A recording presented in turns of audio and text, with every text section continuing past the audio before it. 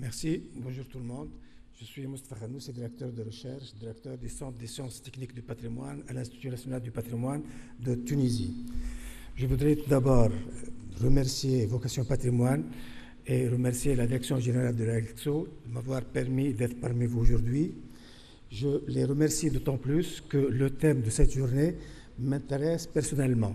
Je suis depuis de très nombreuses années gestionnaire de sites antiques et je vais vous parler aujourd'hui d'un constat, d'une donnée qui est peu prise en considération dans la gestion du patrimoine archéologique antique dans les pays du Maghreb. Donc je vais vous parler de la difficulté de la gestion du patrimoine archéologique antique dans les pays du Maghreb, ou plutôt du divorce à la réconciliation.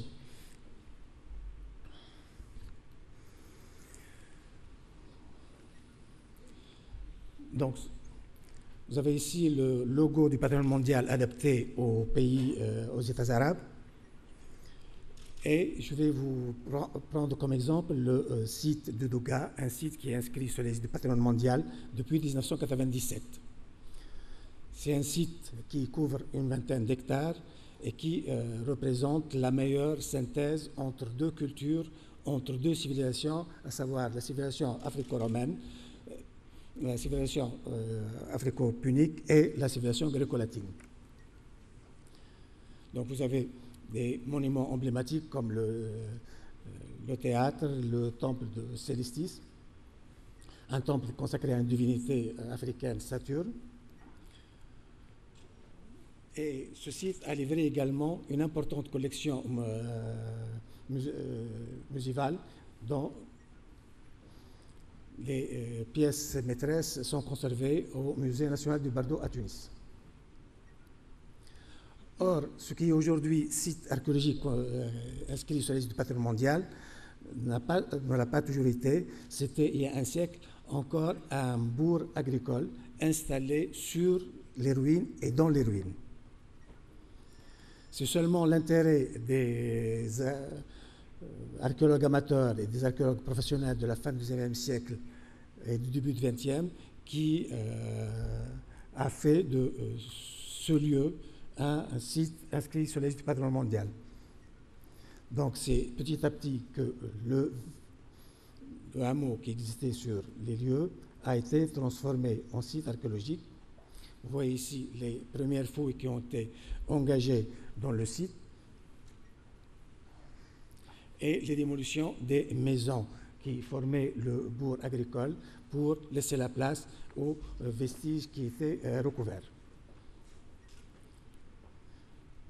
Donc c'est petit à petit que la population locale a été, entre guillemets, de posséder de son bien, que ce lieu de vie a été transformé en site archéologique et le seul lien, la seule activité qui a gardé le contact entre la population locale qui a été déplacée quelques kilomètres plus vers la plaine et le site archéologique, c'est un rite annuel, c'est le culte rendu à une sainte patronne des lieux, la Moukhoula.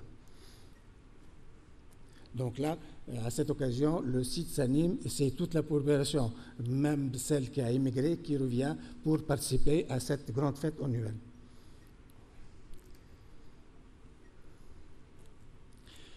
Donc, pour réconcilier la population locale avec ce site auquel elle a tourné le dos, ce sont les activités de conservation, de sauvegarde et de mise en valeur qui ont peu à peu réconcilié la population avec son bien. Donc vous avez ici quelques-unes des activités qui sont réalisées sur le site et à 99% de la population, les ouvriers sont recrutés parmi la population locale. Donc des activités de restauration, des activités de conservation, des activités de présentation et aussi des services rendus aux visiteurs, que ce soit le guidage, comme ici, les services de restauration ou de cafétéria et buvette,